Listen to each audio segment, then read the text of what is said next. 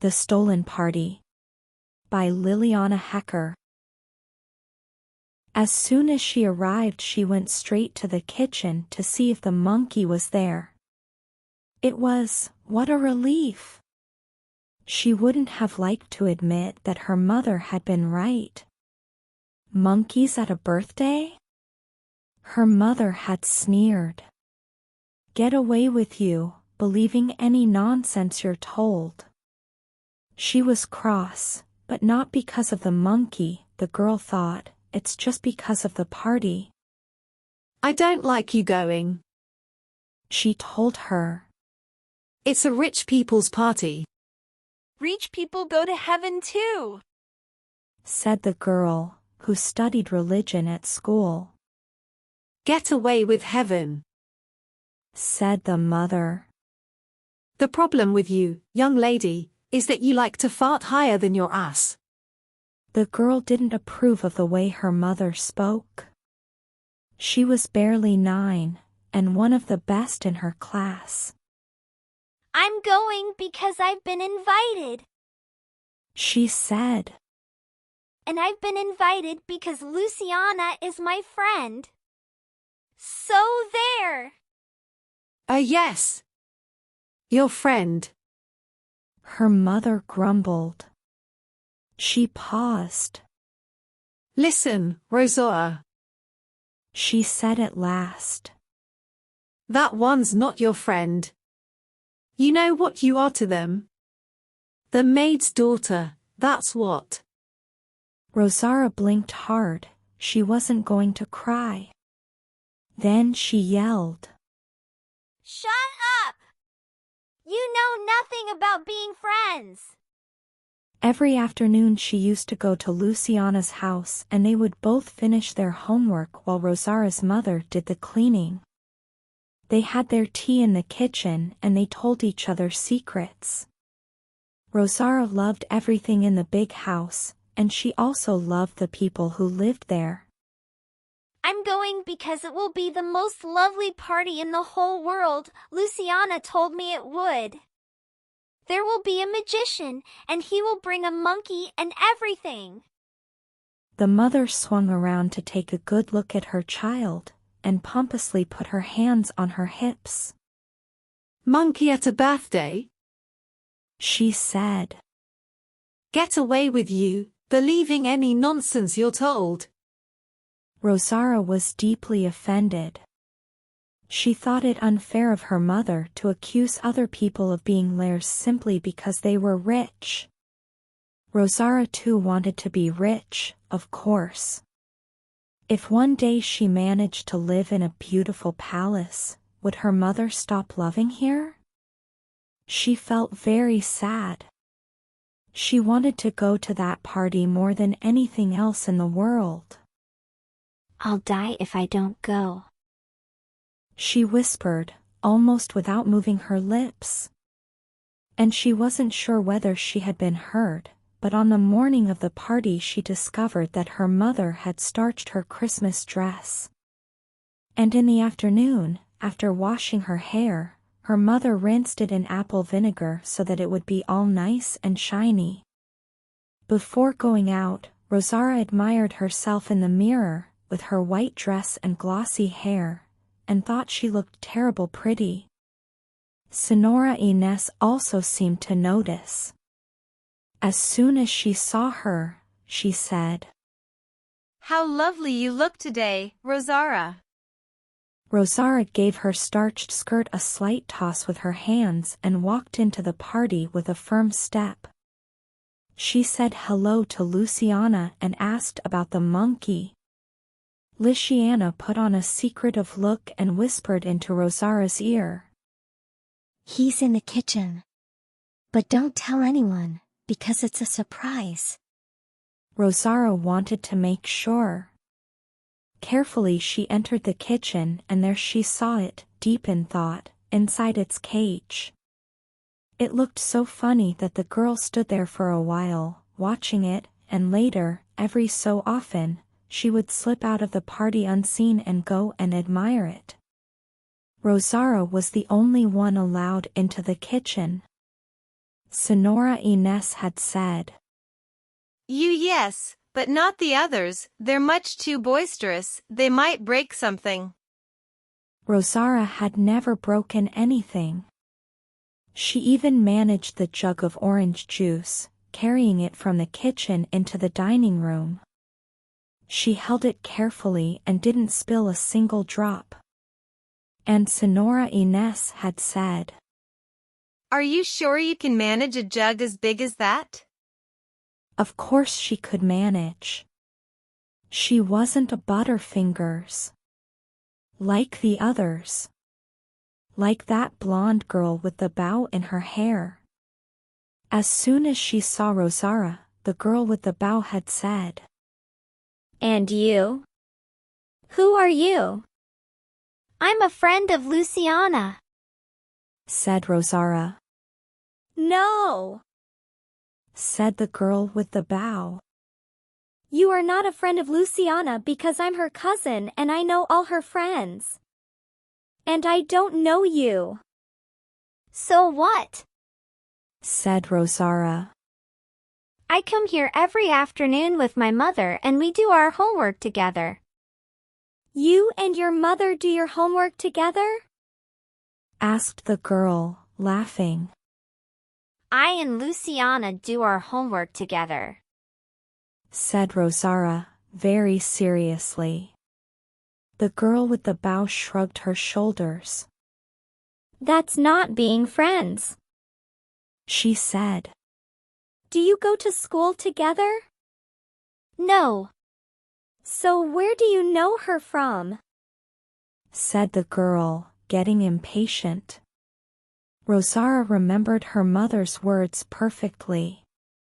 She took a deep breath. I'm the daughter of the employee, she said. Her mother had said very clearly. If someone asks, you say you're the daughter of the employee, that's all. She also told her to add, I'm proud of it. But Rosara thought that never in her life would she dare say something of the sort. What employee? said the girl with the bow. Employee in a shop? No, said Rosara angrily. My mother doesn't sell anything in any shop, so there. So how come she's employee? said the girl with the bow. Just then Senora Ines arrived and asked Rosara if she wouldn't mind helping serve out the hot dogs, as she knew the house so much better than the others. See? said Rosara to the girl with the bow, and when no one was looking she kicked her in the shin.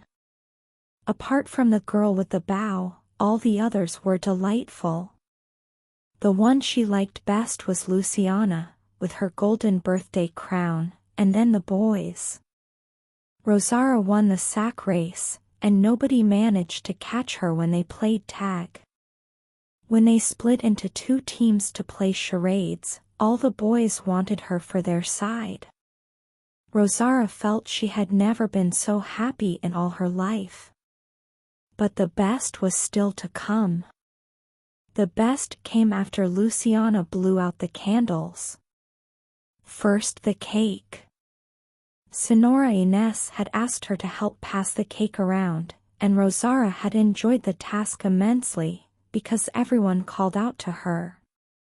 Rosara remembered a story in which there was a queen who had the power of life or death over her subjects. She had always loved that, having the power of life or death. To Luciana and the boys she gave the largest pieces, and to the girl with the bow she gave a slice so thin one could see through it. After the cake came the magician, tall and bony, with a fine red cape. A true magician, he could unite handkerchiefs by blowing on them and make a chain with links that had no openings. He could guess what cards were pulled out from a pack, and the monkey was his assistant. He called the monkey partner. Let's see your partner. He would say. Turn over a card. Don't run away. Partner, time to work now. The final trick was wonderful. One of the children had to hold the monkey in his arms, and the magician said he would make him disappear. What? What? The boy? No, the monkey. Shouted back the magician. Rosara thought that this was truly the most amusing party in the whole world. The magician asked a small fat boy to come and help, but the small fat boy got frightened almost at once and dropped the monkey on the floor. The magician picked him up carefully, whispered something in his ear, and the monkey nodded almost as if he understood. You mustn't be so unmanly, my friend. The magician said to the fat boy. What's unmanly? Said the fat boy. The magician turned around as if to look for spies. A sissy. Said the magician. Go sit down. Then he started at all the faces, one by one. Rosara felt her heart tremble. You, with the Spanish eyes. Said the magician. And everyone saw that he was pointing at her. She wasn't afraid. Neither holding the monkey, nor when the magician made him vanish, not even when, at the end, the magician flung his red cape over Rosara's head and uttered a few magic words. And the monkey reappeared, chattering happily, in her arms. The children clapped furiously. And before Rosara returned to her seat, the magician said, Thank you very much, my little countess. She was so pleased with the compliment that a while later, when her mother came to fetch her, that was the first thing she told her. I helped the magician and he said to me, "Thank you very much, my little countess." It was strange because up to then Rosara had thought that she was angry with her mother. But instead she was so thrilled that she told her mother all about the wonderful magician. Her mother tapped her on the head and said, So now we're a countess. But one could see that she was beaming. And now they both stood in the entrance, because a moment ago Senora Ines, smiling, had said, Please wait here a second. Her mother suddenly seemed worried. What is it? She asked Rosara. What is what? Said Rosara. It's nothing. She just wants to get the presents for those who are leaving, see? She pointed at the fat boy and at a girl with pigtails who were also waiting there, next to their mothers. And she explained about the presents. She knew, because she had been watching those who left before her.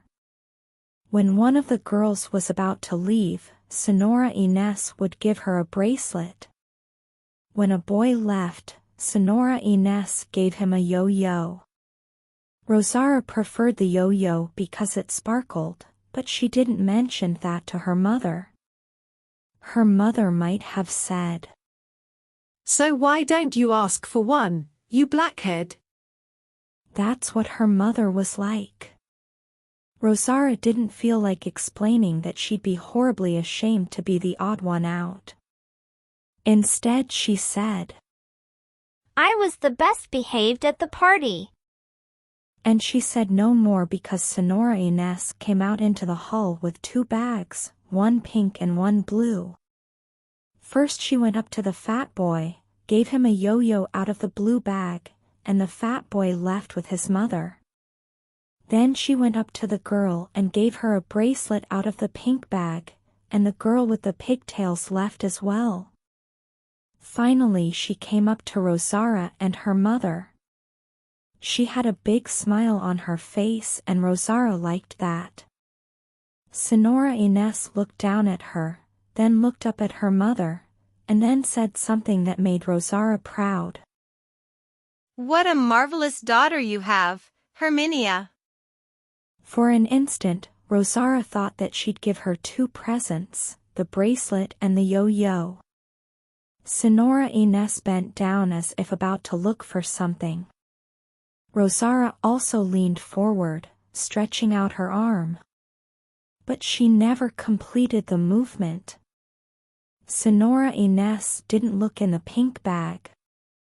Nor did she look in the blue bag. Instead, she rummaged in her purse.